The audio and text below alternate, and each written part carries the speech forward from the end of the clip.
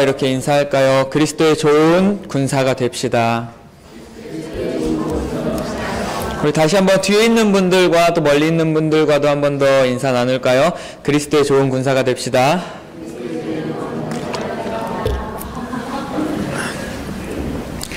네, 오늘 말씀은 바울이 디모데에게 쓴 편지의 내용입니다. 근데 오늘 이 말씀이 단지 바울이 디모데에게 준 말씀이 아니라 오늘을 살아가고 있는 우리들에게 주시는 하나님의 말씀이 되기를 간절히 소원합니다.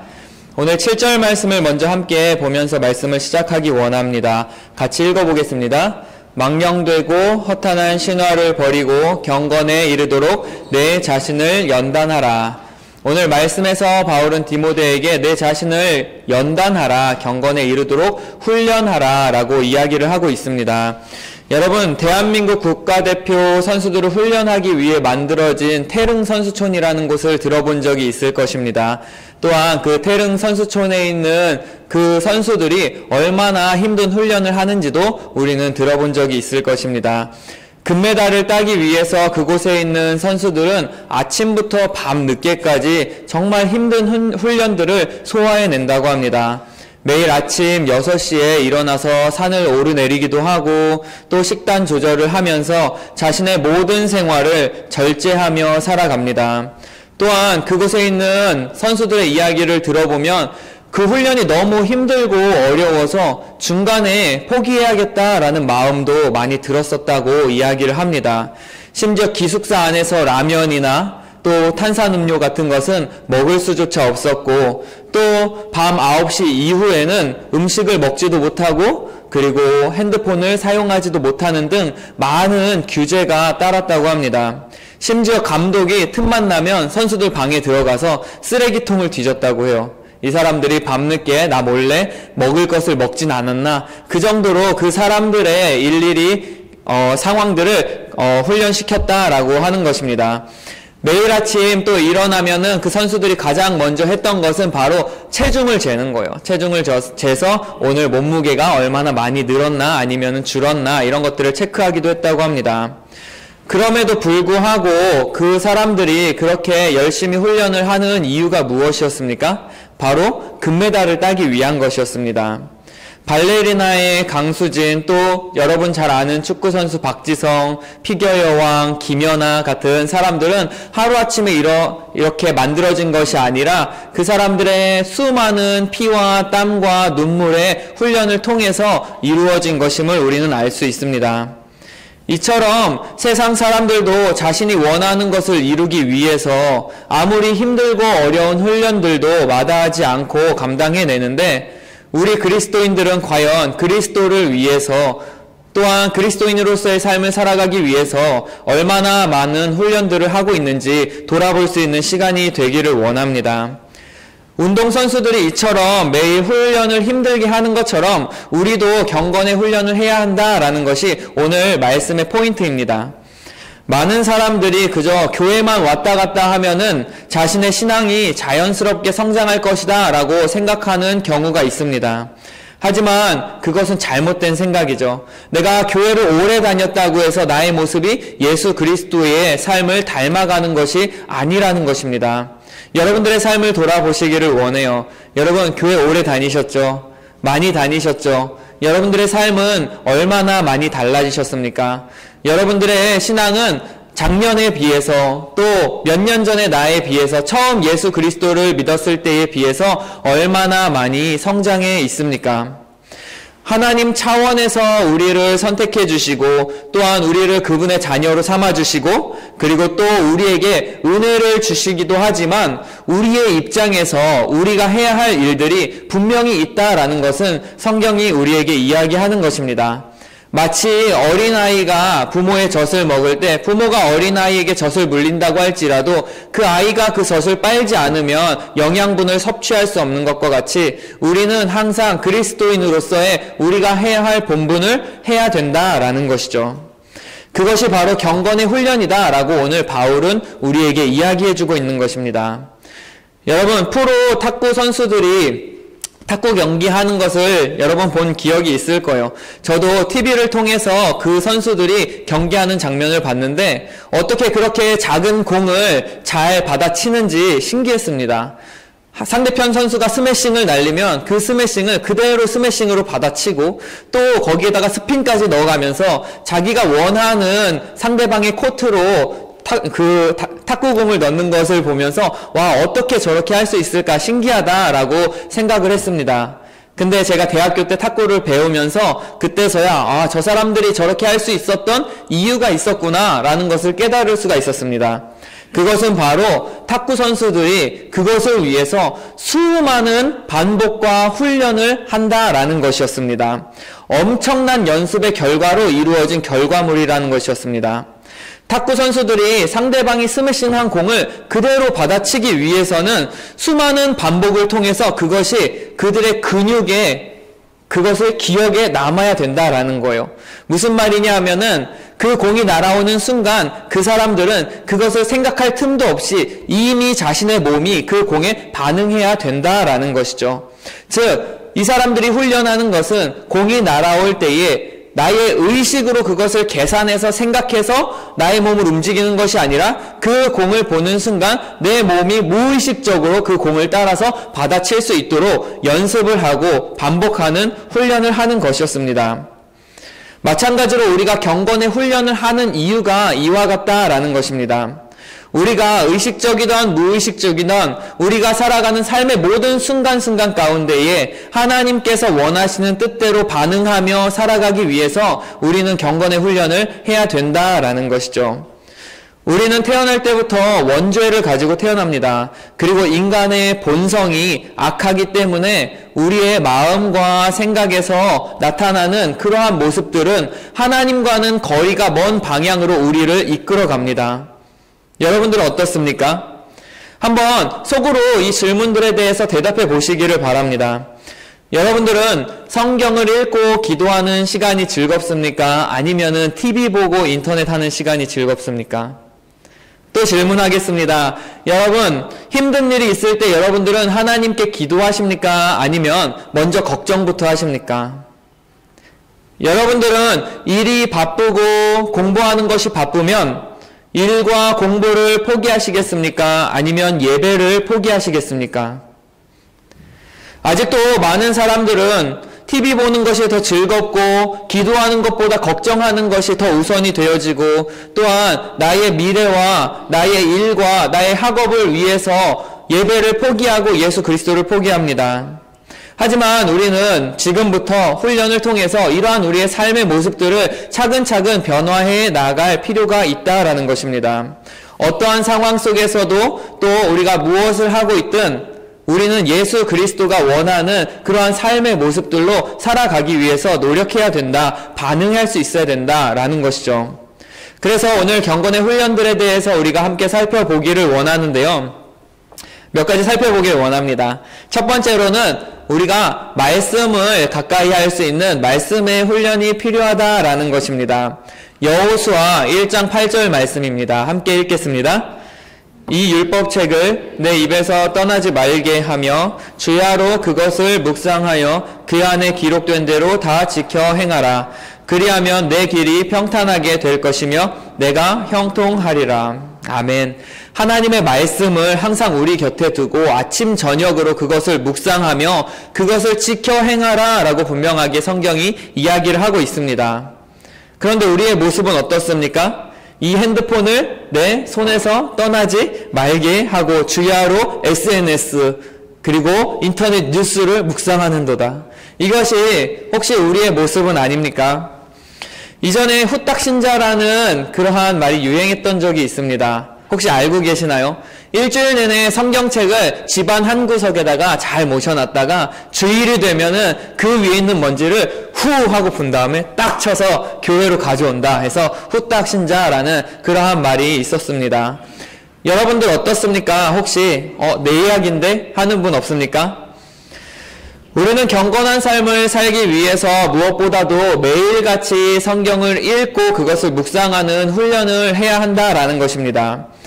하나님의 말씀을 읽지 않고는 하나님이 우리에게 무슨 말씀을 하시고 우리가 어떻게 살기를 원하시는지를 알 수가 없다라는 것이죠. 하나님의 말씀에 힘이 있습니다. 세상을 이길 힘이 바로 하나님의 말씀에 있다라는 것입니다. 예수님께서 광야에서 마귀에게 시험을 당하실 때에 무엇으로 마귀를 물리치셨습니까? 다 알고 계시죠? 기록된 말씀이었습니다. 기록되었으되 사람이 떡으로만 살 것 아니요 하나님의 입으로부터 나오는 모든 말씀으로 살 것이니라. 기록되었으되 주 너희의 하나님을 시험하지 말라. 기록되었으되 주 너희의 하나님께 경배하고 다만 그를 섬기라. 여러분, 예수님께서는 기록된 하나님의 말씀을 항상 가까이 하셨고 그것을 통해서 일하셨음을 우리가 볼 수가 있습니다. 군인이 매일같이 훈련을 하는 이유가 무엇이죠? 매일같이 훈련을 함으로 인해서 앞으로 일어날 전쟁에 대한 대비를 하는 것입니다. 그런데 만약에 군인이 매일매일 훈련하지 않고 놀고 먹고 그렇게 생활하다가 전쟁이 일어난다고 하면 그 전쟁에서 과연 승리할 수 있을까요? 여러분이 만약에 매일같이 성경을 읽고 묵상하지 않고 살아간다면 세상의 유혹이 우리 가운데 찾아왔을 때에 우리는 그것을 능히 감당하지 못하고 넘어지고 말 것입니다. 또한 우리가 어떻게 살아야 하는지에 대한 그러한 삶의 목표까지 잃어버릴 수도 있습니다. 2009년 1월 15일에 US 에어웨이 여객기가 이륙한 지 얼마 되지 않아서 양쪽 엔진이 모두 멈추는 사고가 있었습니다. 하지만 이러한 위험한 상황 속에서도 기장이 그 비행기를 허드슨 강에 무사히 착륙시켜서 155명의 승객 모두를 안전하게 구출했다라는 것이 뉴스에 나왔습니다. 여러분, 비행기 엔진 양쪽이 다 망가졌다. 그러한 상황은 정말 절망적인 상황이죠. 그때의 그 승객들이 모두 살아날 수 있었다는 것 자체가 기적이었습니다. 그래서 언론은 이것을 허드슨 강의 기적이다라고 하며 이야기를 했습니다. 그리고 이것은 후에 영화로까지 나오게 되었죠. 그런데 그런 기적이 일어날 수 있었던 이유가 있었습니다. 그 이유가 무엇인가 봤더니 그 비행기를 조종했던 그 기장이 정말 베테랑 기장이었습니다. 1만 9천 시간의 비행 경험을 가지고 있었던 것이었습니다. 그러한 풍부한 비행 경험이 있었기 때문에 그는 그러한 위기의 상황 속에서 그 비행기를 강에 불착시키는 대처를 할 수가 있었던 것이죠. 여러분, 하나님의 말씀은 어떤 위급한 상황이 올 때 그때서야 비로소 내가 허둥지둥 찾아보는 그 문제를 해결하기 위해서 붙드는 말씀이 아니라는 것입니다. 매일매일 우리가 하나님의 말씀을 읽고 묵상함으로 세상의 유혹을 이기기 위한 준비를 하는 것입니다. 또한 주의 말씀은 내 발의 등이요 내 길의 빛이니이다 라는 그 시편 기자의 고백과 같이 우리가 우리의 삶을 어떻게 살아가야 할지에 대해서 주님의 가르침을 얻는 것, 그것이 바로 말씀을 읽는 훈련이다 라는 것이죠. 요한복음 14장 26절은 이렇게 기록하고 있습니다. 같이 읽어보겠습니다.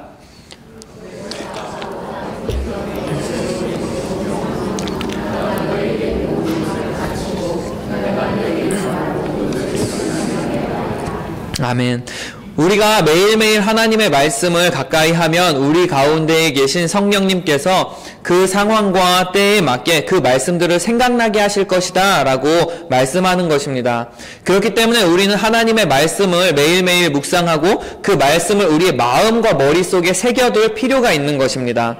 성경을 읽을 때 그냥 내가 1년에 성경 하나를 읽겠다라는 계획보다는 내가 하나님의 말씀 한 구절 한 구절이라도 깊이 있게 읽고 내가 그것을 나의 삶 가운데에 적용하겠다라는 마음을 가지고 여러분들이 읽으시기를 바랍니다. 그래서 정말로 그 하나님의 말씀이 우리의 삶 가운데 어떻게 역사하시는지를 경험할 수 있는 그런 귀한 여러분들이 되기를 바랍니다. 그리고 또 한 가지 우리에게 유익이 되는 것은 하나님의 말씀을 암송하는 것입니다. 하나님의 말씀을 암송할 때에 여러분 치매도 걸리지 않을 것입니다. 계속해서 우리가 하나님의 말씀을 암송해서 그 말씀을 우리의 마음과 머릿속에 새겨놓으면은 우리가 힘들고 어려울 때에 그리고 딱 그 말씀이 필요할 때에 하나님께서 우리에게 그 말씀을 생각나게 해주신다라는 것이죠. 그래서 저도 아내가 방 청소를 부탁하면 때로는 하기 싫을 때가 있고 귀찮을 때가 있습니다. 그럴 때 하나님께서 딱 떠올려 주시는 말씀이 있어요. 누구든지 너로 억지로 오리를 가게 하거든 심리를 동행하고. 이 말씀이 제 마음속에 딱 떠오르면, 머릿속에 떠오르면, 방 청소뿐만 아니라 내가 설거지까지 더해서 같이 해주는 것입니다. 그러면은 사랑받는 남편이 될 수가 있겠죠. 여러분, 또한 다른 사람에 대한 험담을 우리가 하려고 하다가도 너는 까닭없이 내 이웃을 쳐서 증인이 되지 말며 내 입술로 속이지 말지니라 라는 말씀, 내가 읽고 묵상했던 말씀이 나에게 깨달음으로 다가오게 되면 나는 더 이상 남에 대한 험담을 할 수가 없게 되는 것입니다. 이처럼 우리가 하나님의 말씀을 가까이 할 때만 우리가 하나님의 말씀을 깨달을 수 있다라는 것이죠. 그러니까 하나님의 말씀을 매일 우리가 읽고 묵상하는 이 훈련은 그 무엇보다도 경건의 기초가 되는 것이다 라는 것을 여러분들이 기억하시고 꼭 하나님의 말씀을 곁에 두고 가까이 할 수 있는 여러분들이 되시기를 바랍니다. 그리고 기록되었으되 라는 그 말씀이 여러분들의 삶을 이끌어갈 수 있길 원합니다. 여러분들의 가정을 이끌어갈 수 있기를 원합니다. 또한 우리의 교회를 이끌어갈 수 원합니다. 그래서 말씀 훈련을 하실 때 혼자 하지 마시고 우리의 자녀들을 곁에 두고 그 자녀들에게 함께 말씀을 나누고 그 자녀들에게 함께 하나님의 말씀을 가르칠 수 있는 여러분들이 되시기를 바랍니다. 어려서부터 배웠던 그 말씀이 그 아이들이 커서 큰 힘이 되어질 거라고 확신합니다.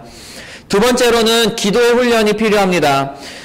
기도가 무슨 훈련이 필요하냐라고 이야기하는 분들도 있을 거예요. 하지만 기도를 해보신 분들 알겠지만 처음부터 기도가 입에서 술술 나오는 사람들은 없습니다. 그래서 처음에는 어떻게 기도해야 되는지도 잘 모르겠고 또 무엇을 구해야 되는지도 잘 모를 때가 많이 있습니다. 그래서 1분 기도하는 것도 처음에는 너무 어렵습니다. 기도하다가 잠깐 눈을 떠서 시계를 봤는데 1분도 안 지나 있을 때가 많이 있죠. 그리고 또다시 눈을 감고 기도했는데 눈을 떠보니까는 얼마 또 지나지 않아서 왜 이렇게 시간이 안 가지? 라고 생각했던 그런 경험들이 아마 있을 거예요. 우리가 훈련되지 않았기 때문에 그렇습니다. 우리가 기도의 시간을 매일 정해두고 그 다음에 그 가운데에 하나님과 만나는 훈련을 우리가 하다 보면은 우리의 기도 시간도 점점 늘어나게 될 것이고 하나님과도 더욱더 깊이 있는 교제의 시간을 가질 수 있게 될 것입니다. 1분이 10분이 되고 10분이 1시간이 되어질 거예요. 우리는 기도의 훈련을 그 모범을 예수 그리스도를 통해서 발견할 수가 있죠. 예수님께서는 사역으로 인해서 늘 바쁘고 분주한 생활을 하셨지만 그분은 한적한 곳에 가셔서 홀로 기도하셨다라고 기록하고 있습니다. 예수님께서 기도하심으로 너희도 기도해야 된다라는 것을 몸소 우리에게 알려주신 것입니다. 하지만 기도에 대한 이러한 가르침은 여러분 기도하면 좋습니다. 기도하시는 게 더 나을 겁니다. 라는 권유가 아니라 여러분 기도해야 됩니다. 기도하세요 라는 그 명령으로 우리가 받아들여야 된다라는 것입니다. 즉 반드시 해야 된다라는 것이죠. 우리가 바쁘다는 핑계로 기도하지 못할 때가 얼마나 많이 있습니까? 또 게을러서 기도하지 못할 때가 얼마나 많이 있습니까? 또한 하나님을 생각하지 못해서 기도하지 못할 때도 많이 있습니다. 하지만 예수님은요, 새벽 미명 한적한 곳에 가셔서 기록했다라고 성경은 말씀하고 있습니다. 즉 하나님을 만나기 위한 가장 적당한 시간과 장소를 선택하셔서 그분은 기도하셨습니다.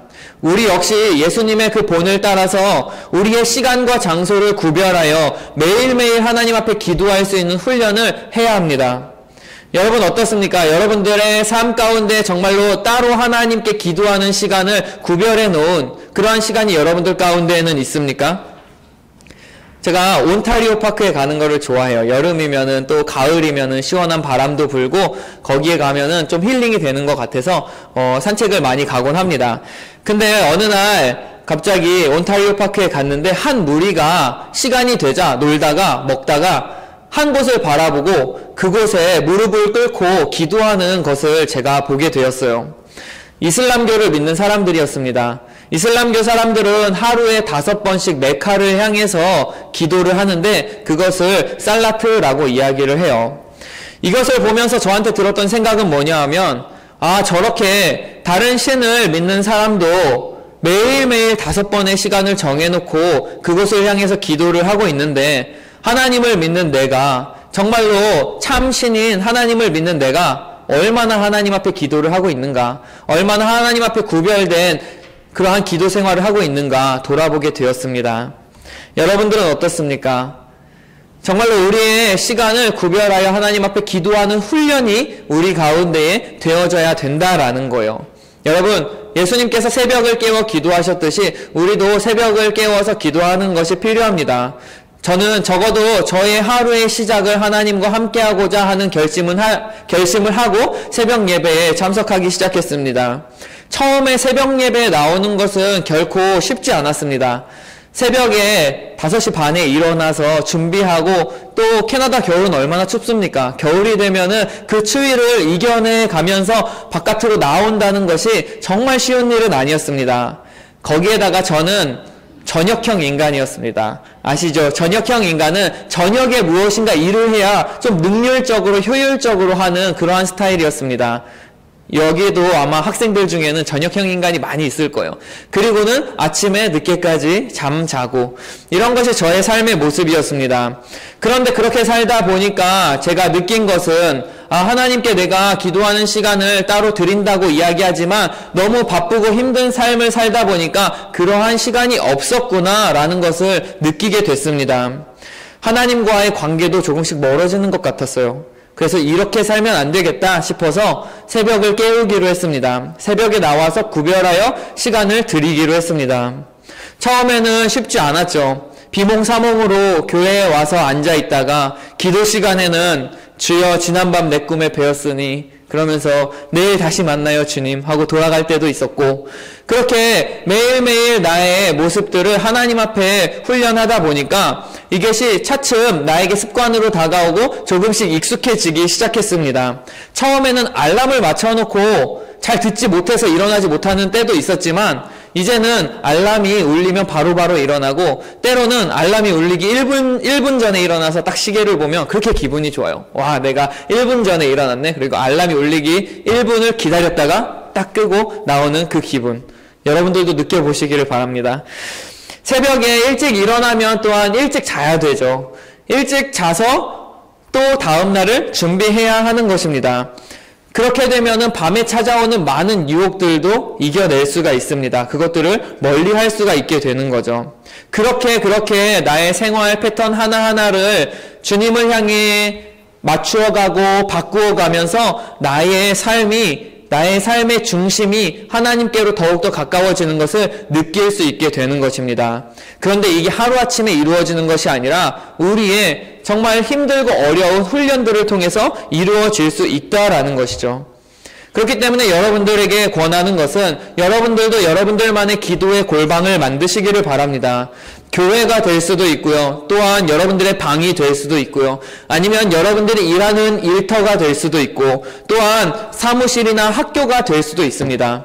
여러분들이 있는 그곳을 여러분들의 기도의 장소로, 또한 기도의 시간으로 구별하여 드릴 수 있는 그러한 훈련이 되어지기를 바랍니다. 마지막으로 봉사의 훈련이 있습니다. 하나님께서는 많은 다양한 사람들을 교회로 부르셨습니다. 여러분, 옆에 앉아 계신 분들만 봐도 나랑 너무 다르죠? 생긴 것도 다르고 성격도 다르고 잘하는 것들도 너무 다릅니다. 에베소서 4장 11절에서 12절 말씀 함께 읽겠습니다. 그가 어떤 사람은 사도로, 어떤 사람은 선지자로, 어떤 사람은 복음 전하는 자로, 어떤 사람은 목사와 교사로 삼으셨으니 이는 성도를 온전하게 하여 봉사의 일을 하게 하며 그리스도의 몸을 세우게 하심이라. 아멘. 어떤 사람은 선지자로, 어떤 사람은 복음을 전하는 자, 어떤 사람은 목사와 교사로 세우셨다고 이야기를 하고 있습니다. 근데 이 사람들을 세우신 목적이 무엇입니까? 바로 봉사의 일을 통해서 그리스도의 몸인 교회를 세우시기 위함이었습니다. 여러분, 교회는 사실 하나님을 위해서 많은 일을 할 수도 있고요. 아무 일도 하지 못할 수도 있습니다. 성도들에게 페이를 주면서 일을 시키는 것도 아니고 사람들에게 강제적으로 어떤 일을 시킬 수 있는 곳이 아니기 때문에 그렇습니다. 온전히 자원하는 사람들의 마음이 모아져서 교회의 일들이 이루어지는 것입니다. 따라서 교회 안에서 얼마나 많은 사람들이 주를 위해서 봉사하는가에 따라서 우리의 교회가 이 땅 가운데에 많은 일들을 행할 수도 있고 전혀 일을 하지 못할 수도 있다라는 것이죠. 아이들을 가르치기 위해서는 주일학교 교사가 필요합니다. 교사로 봉사하는 사람들이 없다면 아마 우리의 자녀들이 교회 안에서 올바른 신앙의 훈련을 받을 수 없을 것입니다. 또한 아까 아름다운 찬양을 드렸던 그 찬양대, 여러분 더 많은 사람들이 찬양대에 함께 한다면 우리가 더 풍성한 멜로디와 아름다운 찬양으로 하나님 앞에 올려드릴 수 있지 않겠습니까? 성도들에게 맛있는 식사를 대접하기 위해서는 식당에서 봉사하시는 분들이 필요할 것이고요. 또한 교회를 깨끗하게 하기 위해서 교회를 청소하는 분들도 필요할 것입니다. 눈이 많이 오는 날에는 눈을 치울 사람도 필요합니다. 이러한 일들을 감당할 수 있는 사람들이, 봉사할 수 있는 사람들이 교회 안에는 많이 필요하다라는 거예요. 그런데 이 교회 봉사도 훈련이 필요하다라는 것입니다. 자꾸 해봐야 됩니다, 우리가. 교회 안의 성도들을 살펴보면은 두 부류의 성도들로 나뉘어 볼 수 있을 것 같아요. 봉사를 하는 사람과 하지 않는 사람. 그래서 살펴보면 교회 봉사를 열심히 하는 사람들은 주일학교 교사도 하고 찬양팀도 하고 또 뭐 성가대도 하고 식당 봉사도 하고 여러 가지 일을 감당하는 것을 볼 수가 있습니다. 그런데 반대로 교회에 봉사를 하지 않는 사람들은 아무 일도 하지 않고 왔다 갔다 하는 것을 발견할 수가 있습니다. 여러분, 그런데 그 봉사하는 사람들이 과연 자기가 잘나서 자기가 그만큼의 능력이 있어서 그 일들을 감당하는 것일까요? 그렇지 않습니다. 우리 계속해서 말씀을 통해서 살펴보길 원하는데요. 정말 우리가 교회 안에서 할 수 있는 일이 무엇인지에 대해서 살펴보아야 해요. 그것보다 더 중요한 것은 교회를 세우기 위해서 내가 있어야 할 곳이 어디인지를 우리가 찾아보아야 한다라는 것입니다. 그리고 그것을 우리가 발견하였다면 주저하지 말고 그 봉사의 자리로 나아가는 자세가 우리 가운데 필요하다라는 거예요. 그냥 교회에 와서 예배만 드리고 돌아가는 것이 아니라 내가 주의 몸된 교회를 세우기 위해서 한 가지씩 해야 할 일들을 찾아서 하는 그러한 모습이 우리 교회 안에 있기를 원합니다. 그래서 지금 올해 하는 사역 중에 하나가 1인 1사역 운동을 하고 있죠. 여러분들 작성하시기를 바랍니다. 정말로 교회 안에서 내가 할 수 있는 일을 찾아서 봉사하는 훈련이 여러분들 가운데에 있어지기를 원합니다. 근데 에베소서 말씀을 다시 한번 잘 살펴보면 봉사의 일을 하게 하는 것은 교회만을 위한 것이 아님을 우리가 알 수 있습니다. 12절 말씀을 보면 이는 성도를 온전하게 하여 라고 기록을 하고 있죠. 다시 말해서 봉사의 일을 함으로 인해서 우리가 온전해질 수 있다라는 것입니다. 하나님께서 우리를 그곳에 합당하게 온전하게 만드실 것이다 라는 것이에요. 즉 교회를 세우고자 봉사의 일을 맡아서 하는 성도들에게 하나님께서 지혜를 주시고 능력을 주시고 그 일을 감당할 수 있을 만한 힘을 주신다라는 것이죠. 사람들이 어떤 일을 할 때에 가장 많이 하는 핑계 중에 하나가 나는 부족해요 라는 것입니다. 나는 가르치는 일을 잘 못해요. 나는 아이들을 별로 잘 좋아하지 않아요. 나는 요리를 잘 못해요. 또는 나는 노래를 잘 못해요. 부족해요 라고 이야기를 합니다. 별로 재능이 없어요 라고 이야기를 하죠. 근데 여러분, 언젠가 제가 주일학교 교사를 했던 청년이 고백하는 그 고백을 들은 적이 있습니다. 원래 그 청년은 자기는 원래 아이들을 좋아하지도 않았고 가르치는 데에도 은사가 별로 없었는데 주일학교 교사를 하다 보니까 하는 도중에 아이들을 사랑하는 마음이 생기게 되고 또한 그 아이들을 가르치기 위해서 자신이 열심히 준비하다 보니까 자신의 신앙 역시도 성숙해 있는 것을 발견하게 되었다라는 그러한 고백을 하는 것을 제가 들었습니다. 여러분, 여러분이 부족한 것은 하나님께서 누구보다 잘 알고 있습니다. 만약에 여러분 제가 부족하다, 저의 부족함만을 바라보고 있었다면은 과연 제가 이 자리에 나와서 여러분들께 설교할 수 있겠습니까?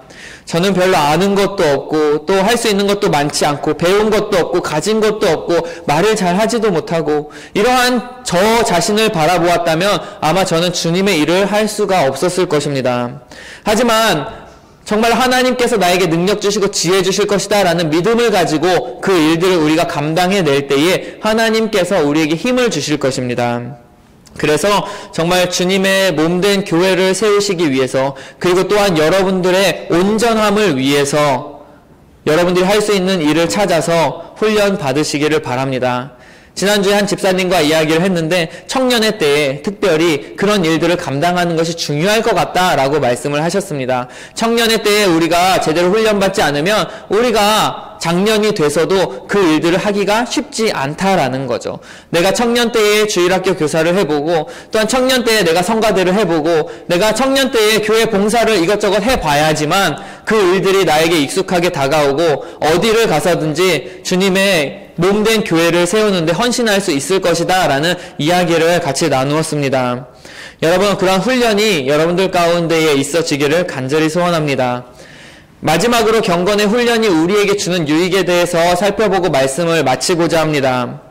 오늘 8절 말씀을 보면 육체의 연단은 약간의 유익이 있지만 경건은 범사에 유익하다, 금생과 내생의 약속이 있다 라고 말씀하고 있습니다. 우리가 육체를 위해서 이 세상에서 훈련하는 것은 약간의 유익이 있습니다. 건강해질 수 있겠죠. 몸짱이 될 수도 있겠죠. 인기가 많아질 수도 있겠고, 내가 열심히 훈련한 것들을 통해서 나의 명성이 높아질 수도 있고, 또 내가 이루고자 하는 일들을 이룰 수도 있을 것입니다. 하지만 성경은 이야기하기를 이것은 약간의 유익이다 라고 이야기를 하고 있습니다. 그것보다 더 큰 유익이 우리 가운데 있는데 그것이 바로 경건이 주는 유익이라는 것입니다. 과연 그 유익이 뭘까요? 여러분, 경건은요, 경건한 훈련을 통해서 우리가 받을 수 있는 많은 유익이 있습니다. 금생의 유익이 있다라고 했죠. 우리가 경건의 훈련을 함으로 또 하나님과 더욱더 가까워짐으로 인해서 우리가 물질의 복을 받고, 건강의 복을 받고, 또한 우리 자녀들의 복을 받고, 또한 내가 이루고자 하는 일들을 이루는 복을 받을 수 있습니다. 왜냐하면 하나님은 충분히 여러분들 가운데에 그렇게 하실 수 있는 분이기 때문에 그렇습니다. 하나님의 말씀을 따라 살아갈 때에 그렇게 될 수 있다라는 그런 믿음을 가지고 우리가 살아가야 하는 것도 맞습니다. 하지만 더 큰 유익이 우리 가운데에 있는데 그것은 바로 그러한 경건의 훈련을 통해서 우리가 하나님과 더욱더 가까워질 수 있다라는 것입니다. 경건의 훈련을 통해서 우리가 하나님을 알고 하나님을 사랑할 수 있게 되고, 내가 주님과 더욱 가까워지고 주님과 함께하는 삶을 살아갈 수 있게 되는 것, 그것이 가장 큰 축복이 아니고 무엇이겠습니까? 그로 인해서 하나님과 함께 살아감으로 인해서 나의 상황과 환경과 그리고 또 나의 마음이 어떠하든지 간에 그것에 의존하지 않고 내적인 행복을 얻을 수 있는 것, 마음의 평안을 얻을 수 있는 것, 그것이 바로 경건이 우리에게 주는 큰 유익이다라고 이야기할 수 있을 것입니다. 요한복음 14장 27절 이렇게 기록하고 있죠. 평안을 너희에게 끼치노니 곧 나의 평안을 너희에게 주노라. 내가 너희에게 주는 것은 세상에 주는 것과 같지 아니하리니라. 너희는 마음에 근심하지도 말고 두려워하지도 말라. 아멘. 정말 이것이 바로 경건이 우리에게 주는 유익이라고 할 수 있을 것입니다. 말씀을 정리하도록 하겠습니다. 여러분, 훈련이라는 것은 결코 쉬운 것이 아닙니다. 우리가 훈련을 할 때에는 정말로 우리의 시간과 노력과 물질과 모든 것들을 때로는 포기해야 될 정도로 그러한 각오를 가지고 훈련에 임해야 할 것입니다. 그렇게 해야지만 정말로 우리가 원하는 일들을 이룰 수 있는 것입니다. 마찬가지로요, 정말로 우리의 경건의 훈련도요, 결코 쉬운 일이 아닙니다. 제가 이렇게 오늘 설교를 했지만 당장 집에 돌아가서 성경을 보려고 하고 기도를 하려고 하고 또한 주님을 위해서 봉사를 하려고 하면 쉽지 않다라는 것을 여러분들이 느낄 수 있을 거예요. 왜냐하면 그것이 우리에게 습관화되지 않았기 때문이 그렇습니다. 우리에게 익숙하지 않기 때문에 그렇습니다. 그렇게 익숙하지 않은 것들을 우리가 익숙하게 만드는 작업을 우리는 훈련이라고 이야기할 수 있을 것입니다. 하루에 조금씩이라도 성경을 펼쳐놓고 하나님의 말씀을 가까이 하시기를 바랍니다. 또한 시간을 정해서 구별하여 하나님께 기도할 수 있는 여러분들이 되시기를 원합니다. 그리고 교회 안에서 내가 할 수 있는 일이 무엇인지, 그리고 내가 필요한 곳이 어디인지를 정말 한번 찾아보고 그곳에 들어가서 훈련 받을 수 있는 여러분들이 되시기를 바랍니다.